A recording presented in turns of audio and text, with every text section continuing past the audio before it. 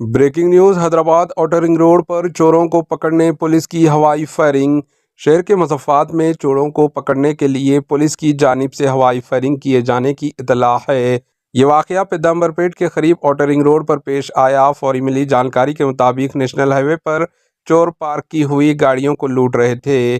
اسی دوران نلگنڈا پولیس نے چستی اختیار کی اور ضلع ایس پی شرت نے خصوصی ٹیم تشکیل دی۔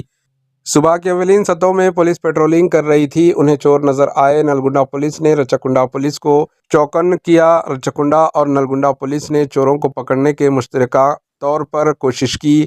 پیدامبر پیٹ کے قریب آؤٹر رنگ روڈ پر چوروں کو حراست میں لے لیا۔ معلوم ہوا ہے کہ ملزمین نے پولیس پر خنجر سے حملہ کیا، جس کے نتیجے میں پولیس کو ہوائی فائرنگ کرنی پڑی۔ بعد ازاں انہیں پکڑ لیا گیا۔ مزید تفصیلات کا انتظار ہے۔ Bureau report AHN news. AHN news کو لائک کریں، شیئر کریں اور سبسکرائب کرنا نہ بھولیں۔